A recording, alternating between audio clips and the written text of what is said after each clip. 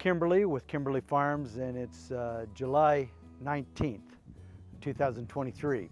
Since the last time we talked, the corn has made a lot of progress.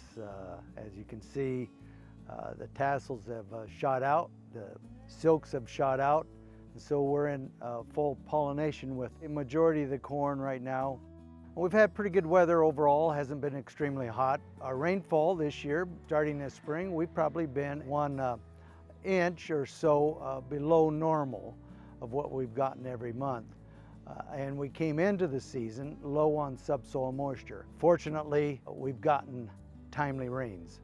And so those rains have really helped us and kept us moving along. We really haven't had much stress put on our corn, at least around in this central part of Iowa. So it's looking very good.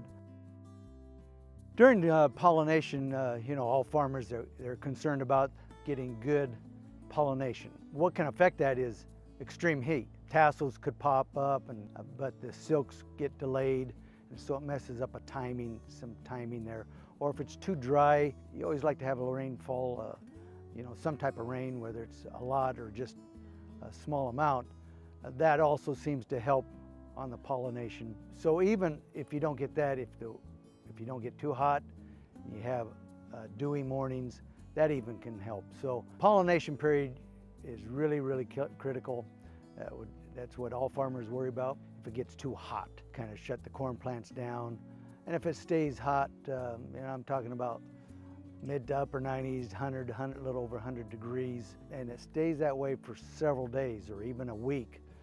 That corn, on the outside of corn of the rows, where you can see the filled edges, you might not notice it, and the corn might look really good on the outside, but it can breathe. It can get rid of that heat.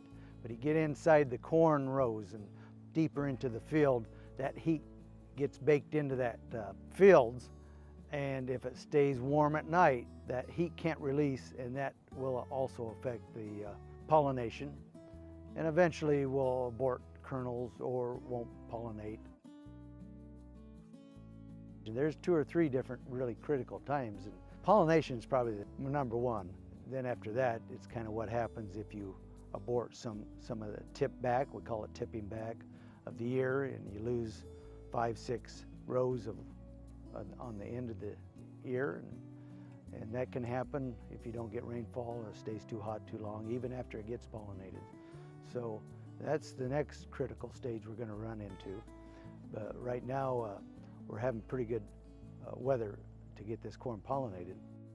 Next 10 days or so, it doesn't look like it's going to be drier with no rainfall forecasted. I think this corn will handle that okay. I don't think we have a lot of subsoil moisture, so we really do need, like an inch of rain a week, really is what we would like to have. So it could affect it some, but the big key for us, if we go a week to 10 days without any rain, is how hot it gets, and that's what they're forecasting. They're forecasting mid-90s to 100 degrees or a little bit more.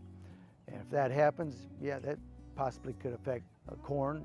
And like I said earlier, the heat doesn't get released up out of in the middle part of the cornfield, stays too hot, and maybe some of those kernels will start to abort back.